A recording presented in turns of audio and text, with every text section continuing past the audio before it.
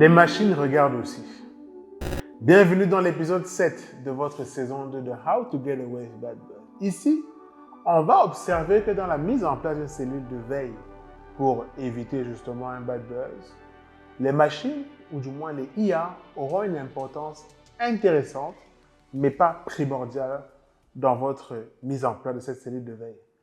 Rappelons déjà que dans les années antérieures, on avait pas mal d'outils déjà assez complets pour pouvoir surveiller l'activité en ligne, les foyers de discussion, les mentions, les mots-clés sur Internet.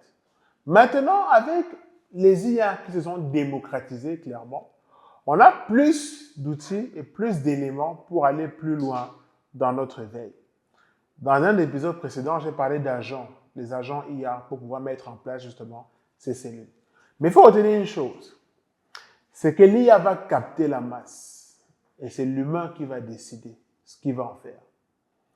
Ça peut être très tentant de laisser le choix à l'IA, de dire « Ok, tu as regardé ceci, quelle est ta conclusion? Je la prends et je l'adapte. » Faux, parce qu'en réalité, l'IA n'a pas forcément des subtilités liées à votre environnement, n'a pas forcément des codes culturels de votre pays ou même de votre ville. Et dans une gestion de crise ou même une anticipation de crise, il est important que l'humain ait cette connaissance-là de ces codes et de ces spécificités. L'IA derrière pourra justement recevoir, et là je suis complètement d'accord, votre brief. Dites clairement à l'IA ce qu'elle doit rechercher.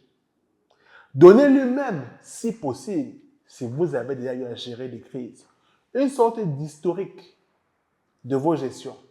Comment est-ce que les gens déclenchent souvent des bad buzz auprès de vous? Ou du moins, d'où partent souvent les bad buzz qui impactent votre marque? Ça donnera plus de substance à l'IA, pour le coup, de repérer ces signaux à l'avenir lorsqu'elle va aller naviguer sur Internet. Mais là, encore une fois, même si elle le fait, elle va vous ramener de l'information très rapidement, parce que c'est son rôle.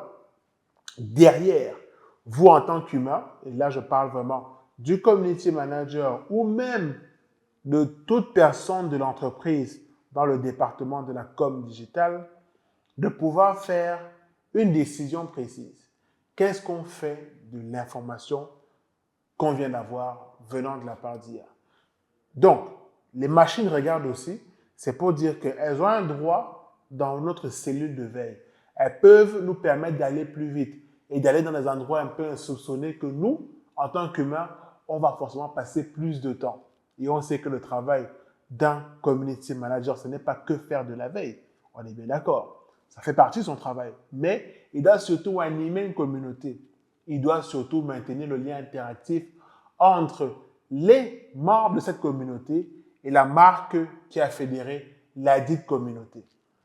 Idem dans le sens où il va pouvoir maintenant laisser le soin à l'IA de faire mais vraiment le gros du travail, de pouvoir détecter plus vite, mais dans la compréhension et dans l'interprétation des résultats, vous devez toujours venir décider qu'est-ce que je fais de l'information.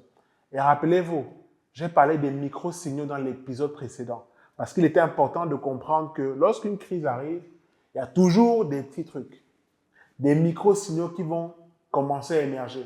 Et si vous, en tant qu'humain, vous ne regardez pas, ce n'est pas grave. Laissez l'IA faire ce travail et vous prévenir, attention, on commence à avoir un volume important de mentions, d'éléments, de posts qui parlent de vous ou qui parlent même d'une déclinaison. Et là, ça devient intéressant parce que l'aspect déclinaison est important. Imaginez que votre nom de marque soit Mang. Il y a des fois des déclinaisons qu'il faut apporter au mot Mang. Parce que des fois, les gens arrivent à écrire votre nom de marque de manière fausse. Mais ça va pourtant dire qu'ils ne parlent pas de vous. En réalité, il faudra une erreur même exprès sur votre nom, ou peut-être pas exprès, mais l'idée derrière est toujours de parler de votre marque. Et ça, ces déclinaisons, l'IA doit en avoir conscience dans votre brief. Vous comprenez mais en réalité que tout va commencer avec l'humain et tout finira par l'humain. Nous voici donc au terme de notre épisode. J'espère que vous avez appris pas mal de notions dans la mise en place d'une cellule de veille assistée par l'IA. Quant à nous, on se retrouve très vite pour l'épisode suivant et Vous avez toujours le livre How to Get Away with Bad Buzz 2 pour vous aider à avoir plus d'éléments dans cette cellule de veille que vous allez mettre en place. À très bientôt.